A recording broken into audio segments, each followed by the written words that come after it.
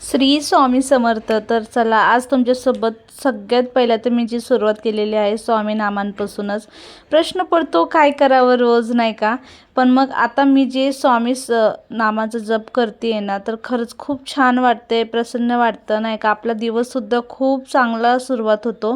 मला शक्यतो सकाळी टाईम भेटत नाही, पण तुम्हाला टाईम भेटत असेल तर तुम्ही खरंच सकाळपासून सुरुवात करा. सकाळी उठल्याबरोबर आंघोळ वगैरे करून तुम्ही सुरुवात करू शकतात. पण मला सकाळची भरपूर अशी गडबड असते, त्यामुळे मी निवांत म्हणजे नाही का आपलं पोरं वगैरे गेले की मग निवांत बसून करत असते. आणि निवांत जेव्हा कोणी नसतं ना त्याच वेळेस नामस्मरण केलं पाहिजे. खरंच खूप चांगलं वाटतं. आपलं स्वामींपाशी लक्ष असलं पाहिजे आणि तुम्ही स्वामींपाशी बसून किंवा त्यांचं मी समोर स्वामींचे आपलं मंत्र वगैरे लावून ठेवत असते टी व्हीला सुद्धा, आणि त्यानंतर आपलं स्वामी नामाचा जप करत असते.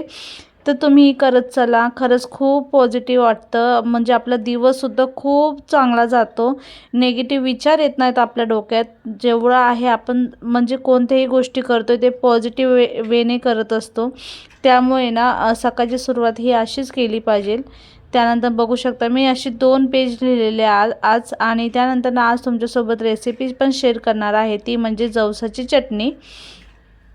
तर आता ही वेट लॉसमध्ये पण खूप चांगली आहे आणि तोंडी लावायला पण खूप चांगली आहे, नाही का? आपण घरात काय ना काय करूनच ठेवत असतो काहीतरी, नाही का? तर तशीच मी आज जवसाची चटणी केलेली आहे. फर्स्ट टाईम बनवत आहे, पण खरं सांगते इतकी मस्त झालेली आहे ना, इतकी टेस्टी लागत होती ना. तुम्ही कधी पण म्हणजे खात चला, कारण की तुम्हाला माहिती जवस हे इतकं चांगलं आहे ना आपल्या केसांसाठी, सगळं म्हणजे आपल्या शरीरासाठी ते चांगलेच आहेत. आपण तसं तर रेग्युलर खात नसतो, त्यामुळे ना तुम्ही भाजून पण ठेवू शकता, भाजून पण तुम्ही खाऊ शकता. पण तुम्ही चटणी बनवली की तुम्ही जेवणासोबत हमखास 1-2 चम्मच घेऊन आणि नक्की तुम्ही खात चला जेवणासोबत, कारण की खूप चांगला आहे. आणि आरवलासुद्धा आवडलेली, म्हणजे आपल्या घरातले लहान पोरं पण आवडीने खातील, त्यामुळे ना एकदा नक्की बनवा. तर आता मी जवस आणून भरपूर दिवस झालेले, पण त्याचं काही मुहूर्तच लागत नव्हता, पण म्हणलं आज चला बनवूनच घेऊया. तर जवस जेवढे पण आहेत तेवढे मी भाजून घेतलेले आहेत. त्यात थोडेसे शेंगदाणे ॲड करणार आहे. तर शेंगदाणेसुद्धा ना थोडेसे असे भाजून घ्यायचे आहेत, पहिला निवडून घ्यायचे व्यवस्थित असे, कारण की त्यात खडे पण असतात. त्याचबरोबर कडू लागतात बघा कोणते कोणते शेंगा, ते सुद्धा काढून निवडून साईडला ठेवून द्यायचे आहेत.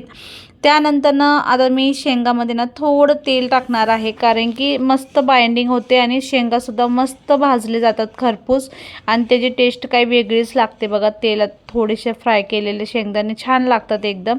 आणि थोडेसे मी जवस ना काढून ठेवत आहे, बडीशोपमध्ये मिक्स करून ठेवत आहे जेवल्यावर खाण्यासाठी. तर आता तेच मी आता मिक्स करून घेणार आहे. आणि एका साईडला बघू शकता आपले शेंगदाणेसुद्धा मस्त असे फ्राय होत आहे. त्यातच मी टाकलेलं आहे 2 चम्मच इतकी आपली तीळ. तर तीळसुद्धा त्यात थोडीशी फ्राय करायची आहे लगेच. तर तुम्ही पहिला नंतरनं पण करू शकतात, पण मी शेंगदाण्यामध्ये मिक्स केलेले आहे. तर असं काय नाही की माझ्याकडे जे आहे ते तुमच्याकडे पण असेल, किंवा असलं तरी पण तुम्ही बनवू शकता, नसलं तरी पण तुम्ही बनवून घ्या. फक्त जवसाची चटणीसुद्धा खूप छान लागते. त्यानंतर लाल मिरच्या घातलेल्या आहेत. आता तुम्हाला तिखट जेवढं हवं आहे तेवढं तुम्ही टाकू शकतात. तर थोडं तेल टाकलेलं आहे, त्या तेलामध्ये लाल मिरच्या टाकलेल्या आहेत आणि लसूण भरपूर टाकलेला आहे. कढीपत्ता टाकलेला आहे. कढीपत्ता पण भरपूर टाकायचा होता मला, पण मला फ्रेश थोडासा दिसला झाडाचा, तोच मी तोडून टाकलेला आहे त्यामध्ये. आणि त्याला सगळं व्यवस्थित असं आता मी मिक्स करून घेतलेलं आहे, बघू शकता तुम्ही. आणि थोडंसं फ्राय करायचं आहे आपल्याला, जास्त असं लालसर करायचं नाही आहे. त्यानंतर ना मिक्सरच्या भांड्यामध्ये आता मी सगळं एकत्र करून टाकणार आहे बघा. मी सगळ्यात पहिलं तर शेंगदाणे आणि आपलं ते जवस टाकलेलं आहे, आणि त्यानंतर ना आता टाकत आहे मी पुन्हा एकदा आपलं बॅच जे आपण भाजून ठेवलेलं आहे. तर हे पण सर्व मी व्यवस्थित असं आता टाकून देत आहे. आणि हे टाकल्यानंतर आता मी मीठ टाकणार आहे. तर मीठ काय झालं माहिती आहे का, मला वाटलं भरपूर आहे आणि भरपूर म्हणजे नाही का होईल, पण मीठ थोडं मला असं वाटायला लागलं की जास्त होईल, त्यामुळे मी मीठसुद्धा नंतरनं काढून घेत आहे. तर तुम्ही टाकतानाच थोडं कमीच टाका, म्हणजे कसं आपण नंतरनं टाकून खाऊ शकतो, पण एकदा जर जास्त झालं तर त्याला कमी करता येत नाही. त्यामुळे मी विचार केला, पण आता नॉर्मलच आहे, जास्त पण नाही आहे, मीठ कमीच आहे. तर मस्त झालेलं चटणी तर एक नंबर, असं वास का दरवळत होता ना, मला असं झालं की कधी होईल आणि कधी मी खावाशी झालती चटणी.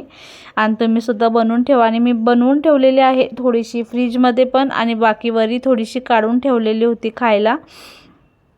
तर बघू शकता मिक्सरमध्ये मस्त अशी मी भाजलेली आहे, ग्राइंड करून घेतलेली आहे आणि मस्त अशी झालेली आहे. आणि जास्त पण आपल्याला बारीक करायचं नाही आहे, नॉर्मलच करायचं आहे, जेणेकरून थोडं क्रंचीपणा जे असतो ना आपल्या जवसमधला तो खूप छान लागतो बरं का दाताखाली आल्यावर.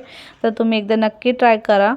तर आता मस्त असं स्वच्छ असा डब्बा घ्या तुम्ही एखादा, त्या डब्यामध्ये व्यवस्थित असं भरून ठेवा, जेणेकरून तुम्हाला कायम म्हणजे टिकून राहते नाही का स्वच्छ डब्यामध्ये. आणि ओलं असायला नको आहे, सुक्या ह्याच्यामध्ये ठेवा. तर हे बघा एक डब्बा तर भरलेला आहे आणि थोडीशी जेवढी उरलेली आहे ना ती आता दुसऱ्या एका डब्यात ठेवणार आहे, ती वरीच ठेवणार आहे, जेणेकरून पटकन अशी खाण्यासाठी लागतीस ना आम्हाला, त्यामुळे. तर आता हे बघा मी एका साईडला काढून ठेवत आहे, ती सुद्धा दोन्ही पण टाकून व्यवस्थित असे ठेवून द्यायचे आहे. तुम्ही सुद्धा एकदा नक्की ट्राय करा आणि कशी होते कशी नाही तेही मला नक्की कमेंटमध्ये कळवा. तर हे बघा आता मी माझ्यासाठी थोडीशी साईडला काढून ठेवलेली आहे आणि जेवणामध्ये मस्त अशी आज दोडक्याची भाजी केलेली होती, त्यासोबत पण एक नंबर लागत होती. तर झालेली आहे आपली मस्त अशी जवसाची चटणी आणि मस्त झालती एकदम टेस्टी. तर आता ते झालेले आहे आणि त्यानंतर मस्त भाकरी आणि त्याबरोबर जवसाची चटणी आणि हे सगळं मी खाल्लेलं आहे आणि खरं सांगते एक नंबर लागत होती. एकदा नक्की ट्राय करा तुम्ही. त्यानंतर डीमार्टला गेलेलो आम्ही आज, तर डीमार्टमधून किराणा वगैरे आणलेला आहे. ते दुसऱ्या दिवशी मी कुठं काय काय लावलेलं आहे सगळं तुमच्यासोबत शेअर करणार आहे. तर भेटूया उद्याच्या नवीन व्हिडिओमध्ये. तर कसं वाटलं आजचा छोटासा व्लॉग नक्की सांगा मला. आवडला असेल तर लाईक कमेंट शेअर करायला विसरू नका. भेटूया उद्याच्या नवीन ब्लॉगमध्ये. बाय, टेक केअर, काळजी घ्या.